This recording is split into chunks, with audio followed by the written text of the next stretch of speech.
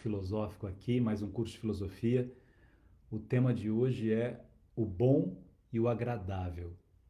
Eu quero conversar um pouco com vocês como é que a filosofia trabalha esse conceito daquilo que é bom e não necessariamente é agradável, e daquilo que é agradável e não necessariamente é bom. Nós vamos hoje pegar como pano de fundo a peça do Victor Hugo, né, o texto do Victor Hugo, Os Miseráveis, um musical lindo, famoso e que conta algumas histórias. É uma narrativa muito extensa e que traz um pouco a problemática do ser humano, primeiro a partir do olhar de um homem chamado Jean Valjean.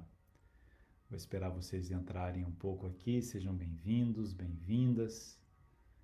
Ontem foi muito bom a gente refletir um pouco, né, sobre Sêneca, sobre esse significado da tranquilidade da alma, como a gente precisa dessa tranquilidade, como a gente às vezes se perde na vida, né, pelo fastio, pela ausência de comedimento.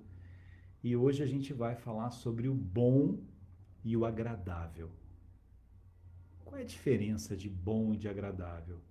Primeiro que quando a gente reflete sobre o bom, sobre o bem, para os gregos, a gente vai ver que há alguns pensadores, dentre eles um que a gente usa muito aqui, que é Aristóteles, que vai dizer que o homem é de fato bom, né? Ele começa a Ética Nicômaco, que é um livro que ele escreve para explicar para o seu filho o que o seu filho deveria fazer para ser feliz, que ele diz que toda arte, toda indagação, assim como toda ação e todo propósito, tudo visa um bem.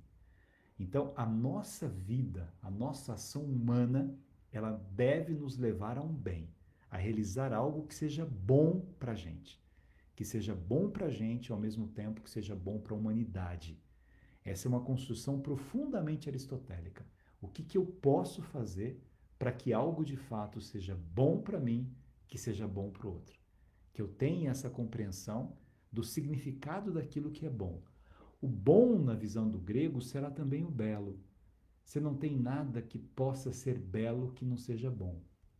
Mesmo uma pessoa aparentemente bela, fisicamente bela por critérios que mudam com o tempo, nem sempre, né? Os critérios que nós temos hoje não são os mesmos que se tinha no Renascimento ou na Idade Antiga. Cada época tem um pouco o seu critério de beleza e a dimensão estética ela vai mudando. Eu tenho gosto diferente de acordo com a cultura na qual eu estou inserido.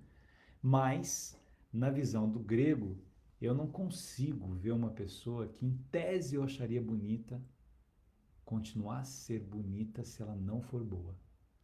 Quando eu percebo alguém, né?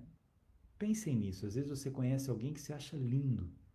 E de repente, quando você conversa com esse alguém, quando você vê as coisas que esse alguém diz, quando você vê a brutalidade que esse alguém trata as outras pessoas, você acaba se decepcionando um pouco. E aquele belo vai embora. E o outro lado também. Às vezes você olha para alguém que de repente não foi alguém que chamou tanto a sua atenção pela beleza. Talvez não seja um tipo de belo que agrade os seus olhos, mas de repente pela atitude dessa pessoa, pela maneira bondosa com que ela enxerga a vida, o ser humano, você olha para ela e você começa a achar essa pessoa linda. Se a gente olhar, né, por exemplo, Madre Teresa de Calcutá, se você pegar os aspectos da estética, né, Madre Teresa não me parece que tenha feito plástica, nem botox, nem nunca se preocupou com essas coisas. Mas você olha a imagem da Madre Teresa e se acha linda a imagem dela. Por quê? Porque a imagem dela tem um significado de bom, de uma forma tão intensa, de bondade, de uma forma tão digna, que você olha para aquela imagem e você fica fascinado pelo belo que há naquela imagem.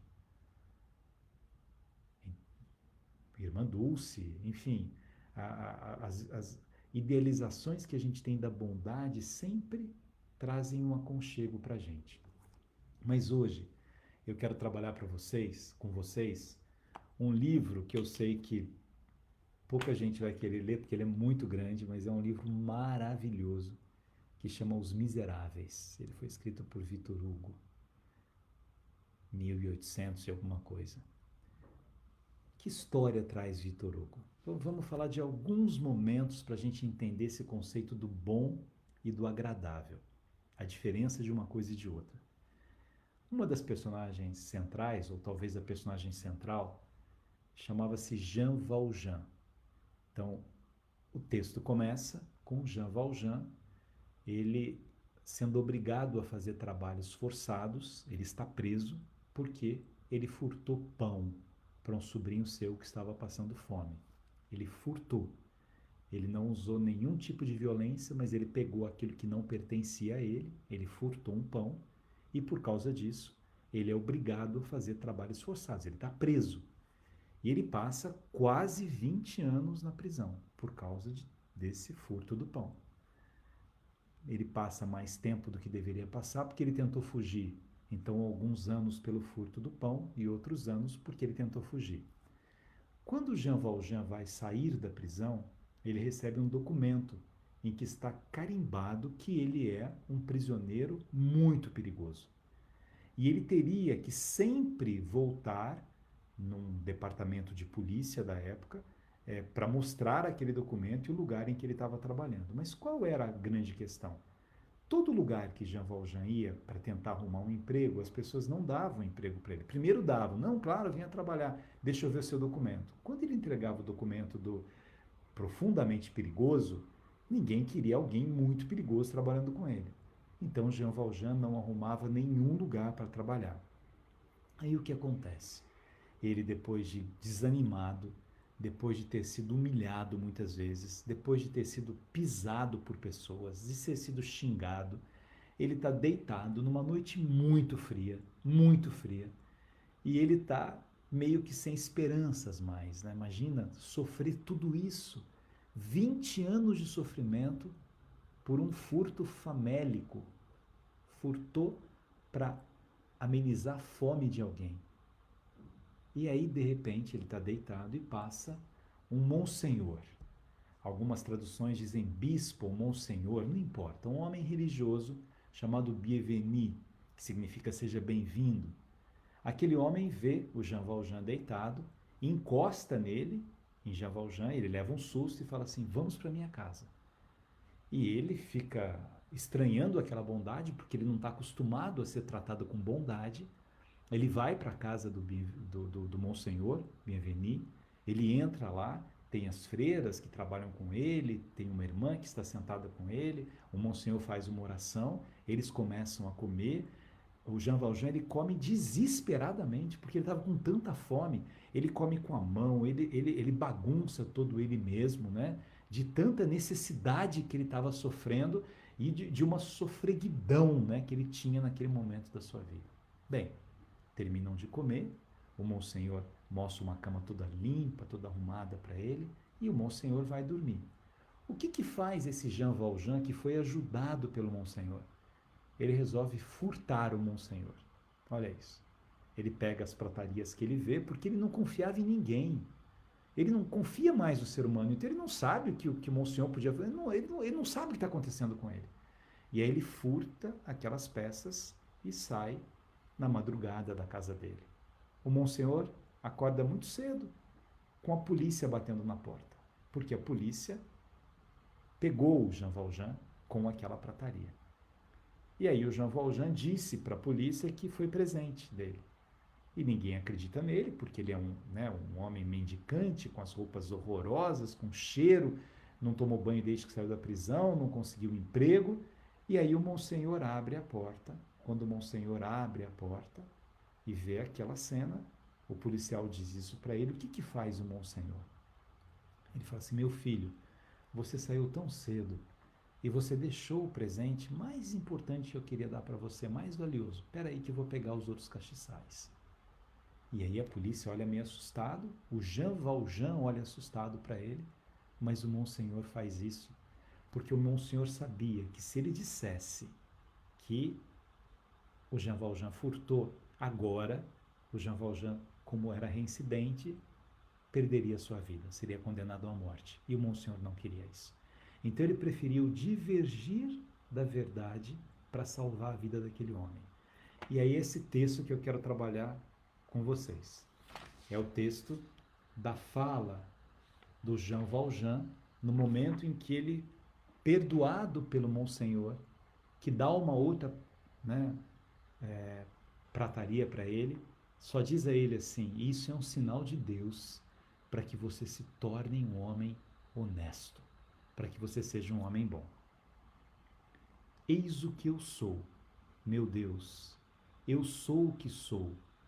Que animal eu virei, que grande mal me tomou, e já é tarde demais e já não dá para voltar, e nada restou, só meu ódio a gritar, os gritos em vão.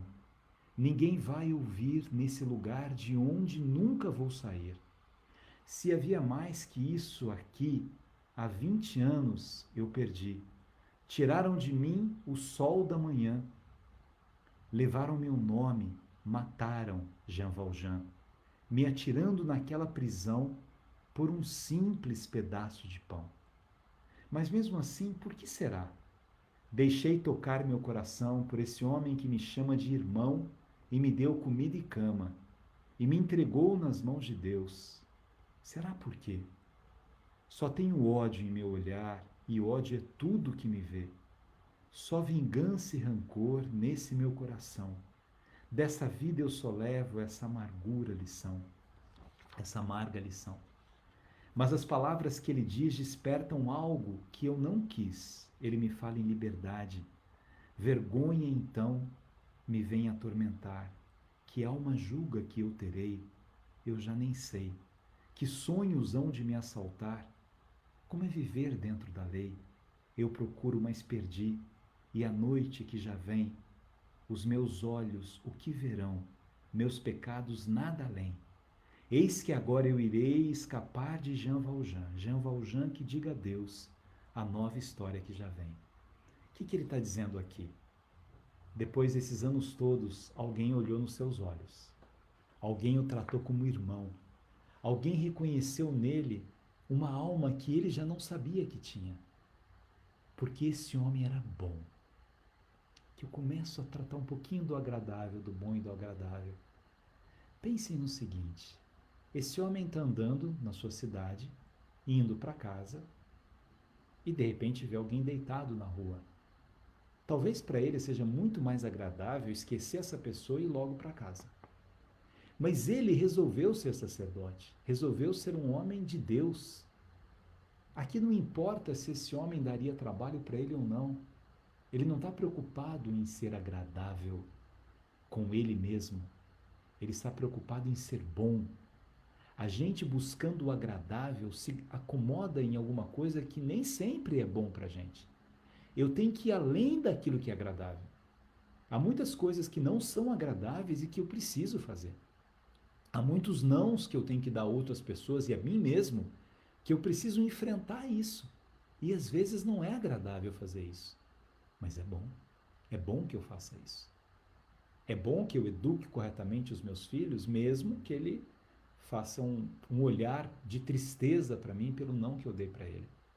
É bom que eu eduque a mim mesmo. Que se eu já bebi demais, eu olhe para mim, não está sendo agradável beber tudo isso, mas não está sendo bom. Está sendo agradável não sair da cama, está ótimo. Mas você vai fazer uma prova amanhã. É bom que você saia da cama e que você enfrente o dia que você vai viver. Ai, não está sendo agradável fazer ginástica todo dia, não gosto, eu sou preguiçoso, mas é bom que eu faça. Eu vou um pouco além disso na dimensão física ou na dimensão moral. O que é o bom na minha vida? O que é bom para mim? Como é que, ontem a gente falou de tranquilidade da alma, se eu quero uma tranquilidade da alma, eu não posso fazer só as coisas que naquele momento trazem algum agrado para mim. Porque esses agradáveis da vida, eles são passageiros. Há algumas pessoas que são agradáveis e que são desonestas, que são incorretas. Ah, é agradável tomar um vinho com ele, porque é um vinho bom. Mas o que é um vinho bom? Qual é a diferença de um vinho bom para um ser humano bom? O vinho bom tem as qualidades de um vinho bom, mas eu tomo vinho bom, eu acabo com vinho bom. A minha relação com um ser humano bom não é uma relação de deglutir uma pessoa. mas é de compartilhar amor com essa pessoa. Aí vamos lá. Jean Valjean é perdoado pelo Monsenhor, certo? Estão acompanhando a história? Aí o que acontece com ele? Ele transforma a sua vida. Aquele gesto do Monsenhor olhando nos olhos dele e dizendo, eu enxergo a sua alma, aquilo para ele foi tão profundo, tão significativo, que ele põe na cabeça dele que ele seria um homem bom e que ele lutaria muito para fazer o bem a todas as pessoas.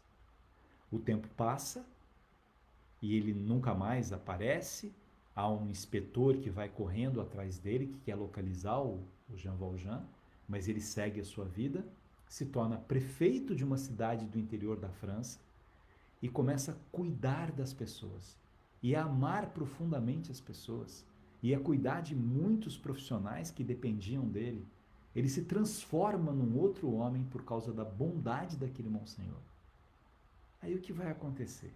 O tal do inspetor, Javert, que pôs na cabeça dele que ia achar esse homem em algum lugar, que vai em busca desse homem de qualquer maneira, um dia chega na cidade e acha que conhece ele de algum lugar, mas ele é um novo homem. Muitos anos se passaram, ele é um homem bom, ele reconhece o inspetor, porque o inspetor o humilhou muito. A primeira canção, a primeira música é olhe para baixo, não olhe para cima, você é um nada, você é um prisioneiro. E de repente ele ganhou uma vida, ele tem um pouco de medo daquele inspetor, receio, mas ele é o prefeito, o inspetor vai ali para trabalhar na cidade. E aí ele olha assim, mas vida que segue.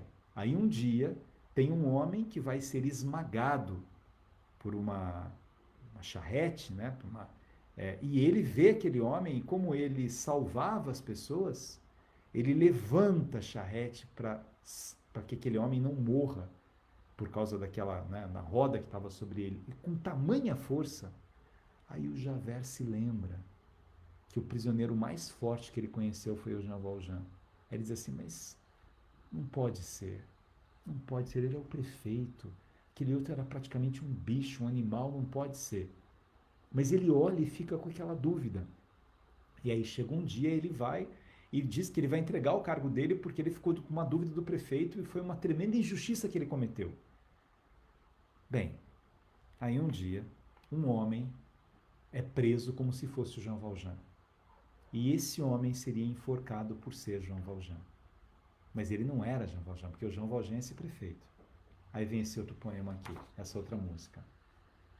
Who am I, né? No inglês. Aqui na tradução tá assim, quem sou eu? Ele acha que o homem sou eu. Ele o reconheceu num só olhar. O estranho que ele tem encontrado, este homem poderia ser minha chance porque eu deveria salvar sua pele? Porque eu deveria consertar seu erro? Quando eu cheguei tão longe, eu lutei por tanto tempo. Se eu falar, estou condenado. Se me calar, estou amaldiçoado. Eu sou o patrão de centenas de trabalhadores. Ele era o prefeito.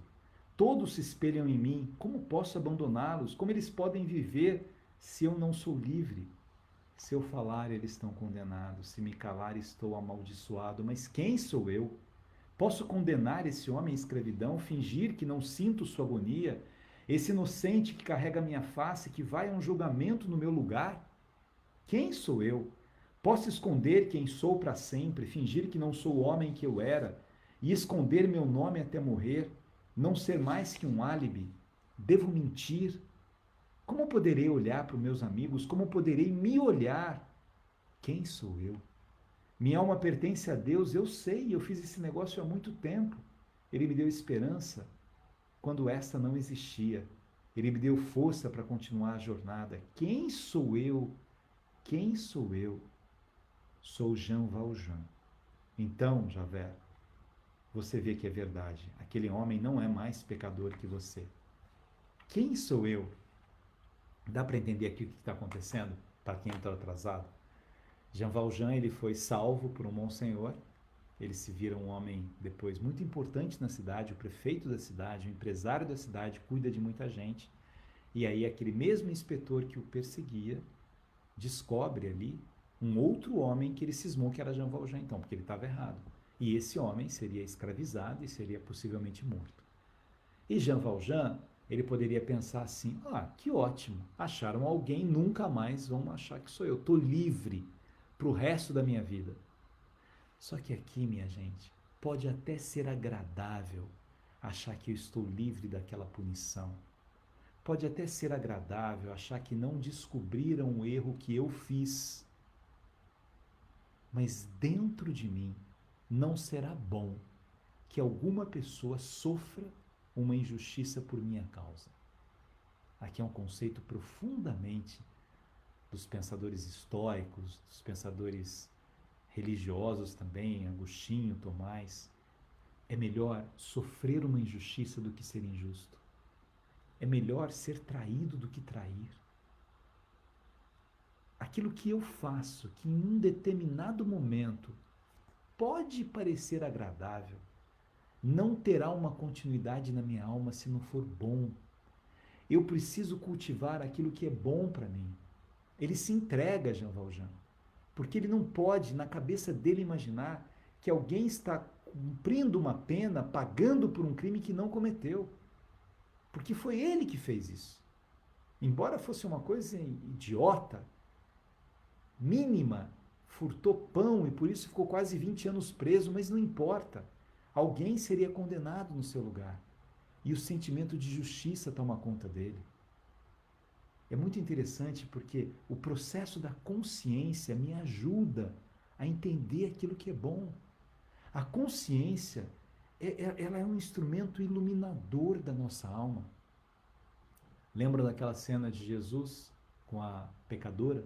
Quando os homens estão com as pedras nas mãos para jogar sobre aquela pecadora? E aí, eles dizem a Jesus, ela foi pega em adultério, né? A lei manda que seja apedrejada. E, na verdade, todos aqueles homens eram tão pecadores como aquela mulher, ou mais pecadores, só que não foram descobertos. Então, para eles parecia agradável, né? Deixa que ela pague, ninguém vai saber da gente. Mas não é bom que seja assim. O bom é o que Jesus escreve ou diz a eles: quem não tem pecado, atire a primeira pedra. E minha gente, vai passando, né, a peça, o texto, o filme, né, dos Miseráveis, e aí Jean Valjean tem uma coisa muito triste na vida de uma mulher que morre, que foi demitida injustamente, e ele resolve cuidar da filha dessa mulher que ia madrugada pegar água numa hospedaria onde ela trabalhava. Uma série de injustiças vão acontecendo, daí o nome de Miseráveis. E ele consegue pegar essa menina, cuidar dessa menina, aí vão para Paris, e lá começam a ter uma outra vida. E ali tem um momento magistral da narrativa dos Miseráveis, né? Havia alguns jovens revolucionários que queriam derrotar todo aquele sistema que deixava tantos pobres escravos, né? Tem um outro trecho de música que é muito bonita, que fala sobre os pobres. Aos pobres desse dia és um dia mais velho, e não há outra vida para o pobre viver. É uma guerra, é lutar, e ninguém quer perder a partida. Mais um dia sob o sol, quando acabar, menos um nessa vida. Ao final desse dia é um dia mais frio, e a camisa que vestes não vai te esquentar. Ninguém sabe, ninguém viu, ninguém ouve as crianças chorando, e o inverno que já preveniu vem para matar. É a morte chegando. Ao final desse dia a esperança te espera, e o sol da manhã já querendo raiar, onde as ondas a quebrar, como a fúria dos ventos soprando, tem a fome a galopar, tem as somas que vão somando e a conta que vai pagar, quando o dia pagar. É muito triste a história dos miseráveis que não tem pão, que não tem comida, que não tem casa, que não tem nada. A história francesa mostra muito isso, né? Os nobres estavam lá no castelo, né? Esqueci o nome agora. Em Versailles. Maravilhoso, toda a corte ali, e os pobres sofrendo horrores com isso. E aí os jovens resolvem, os revolucionários, tomar o poder. E achavam que as pessoas estariam com eles, né? Aí vem uma das músicas finais aqui, eu selecionei várias músicas, mas o tempo é curto, né? Mas esse filme tem aí, é lindo, né? Os Miseráveis. O finalzinho, a última canção, quando jovens, né, a maior parte desses jovens, eles acabaram morrendo porque o povo não foi junto com eles. E aí uma das últimas cenas em que o Jean Valjean ele está falando sobre o sonho dele para que essas mortes não tenham ocorrido, né, de uma forma vazia. A canção é assim: ouço o povo a cantar dentro da noite o seu refrão. Eis a canção de todo um povo que atravessa a escuridão, como a chama que acendeu e que jamais vai se apagar. Sombras da noite vão sumir quando o sol raiar. Vão viver em liberdade pelos pátios do Senhor, caminhar por entre as flores sem as facas do terror. Correntes quebradas e todos terão seu valor, todos juntos numa voz, em nossa marcha nesse chão. E bem para lá de todos nós, um novo mundo em construção. Ouço o povo a cantar junto aos tambores em furor, a uma vida despertar e um novo amor. Todos juntos numa voz em nossa marcha nesse chão. E bem para lá de todos nós, um novo mundo em construção. Ouço o povo a cantar, juntos ao tambores em furor, há uma vida a despertar e um novo amor, um novo amor. Se vocês quiserem, no YouTube tem uma orquestra com artistas, né, do mundo todo que fizeram uma homenagem, né? Não tem a peça toda, mas tem as músicas principais, Os Miseráveis, cantando um pouco o sonho dessas pessoas. E eu escolhi muito essa história dos Miseráveis porque eu tenho me perguntado muito, né, como as pessoas hoje buscam o agradável o tempo todo, né? Eu quero um carro agradável, uma casa agradável, um lugar agradável, uma pessoa agradável. E eu esqueço que a dimensão humana, ela vai além do agradável, ela vai naquilo que é bom. A minha essência, a minha face é a face de quem é bom, é a construção de quem é do bem. É uma vida baseada naquilo que é bom, em valores que sejam bons. É isso que nós temos que buscar. Não é alguma coisa. Ontem, quando a gente falou de embrulhar a verdade no papel da elegância, o Monsenhor fez isso, porque a maior verdade não era se o Jean Valjean furtou ou não furtou. A maior verdade é que ele era um homem que ficou bestializado por aquilo que fizeram com ele. Tem uma frase linda do Mário Quintana que diz assim: e no dia em que tratares um dragão de Jolie, ele te seguirá por toda parte como se fosse um cachorrinho. Até um dragão tratado com carinho muda, quanto mais um ser humano.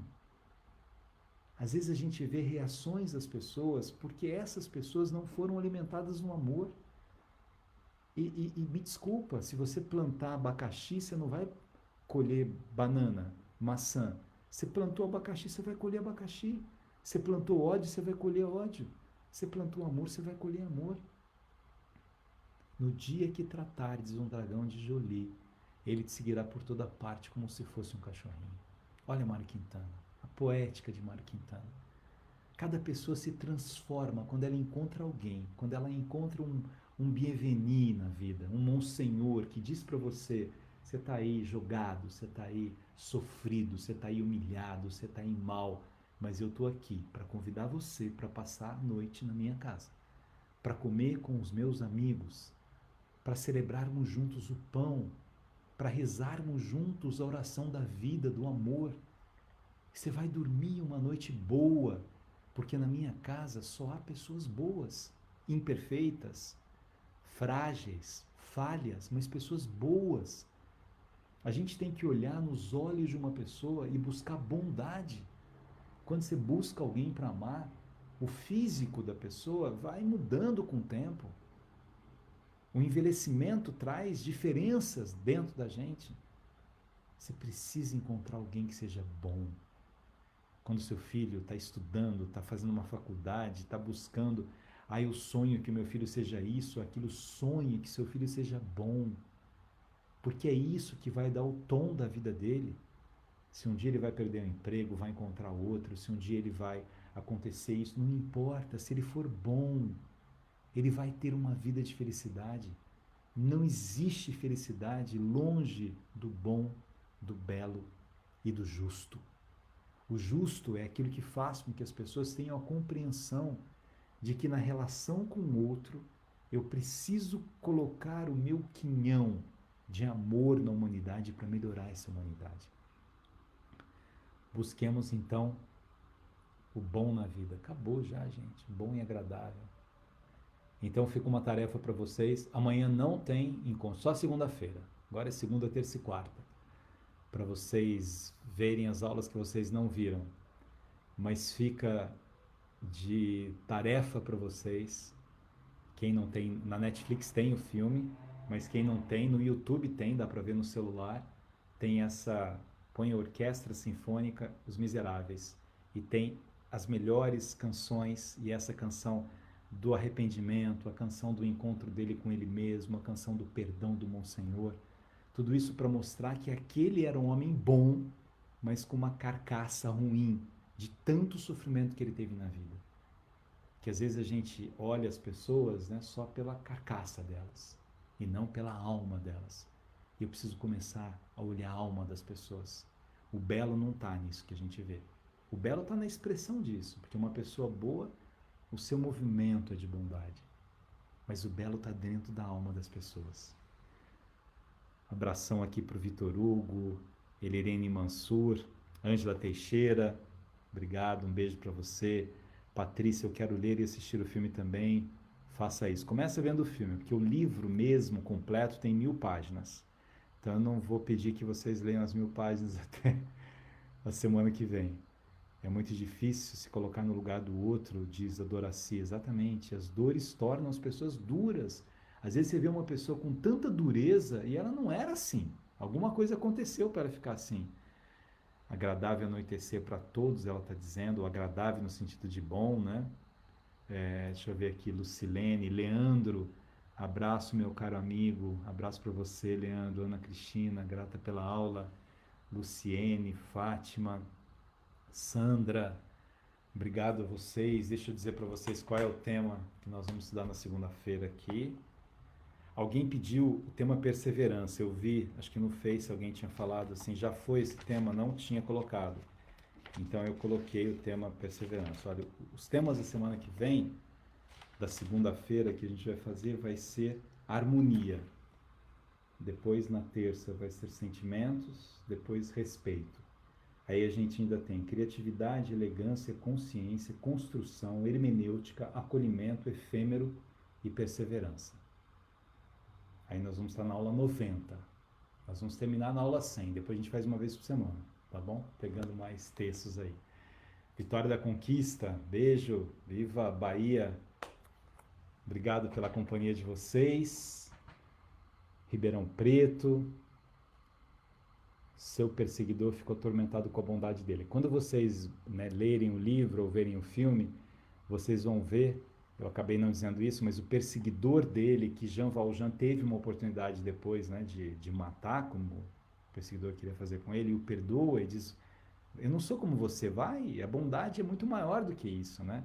Porque o perseguidor não é que ele fosse um homem mau, né, o Javert, mas ele era um homem tão obstinado pela lei, que ele nem compreendia, que ele queria acabar com aquele homem que só fazia o bem para as pessoas. E aí ele enlouquece quando ele recebe um gesto de amor do Jean Valjean. Alguém que deveria ter odiado porque ele perseguiu a vida toda, não consegue odiar, porque não está nele o ódio. Quem é do bem não tem ódio por ninguém, né?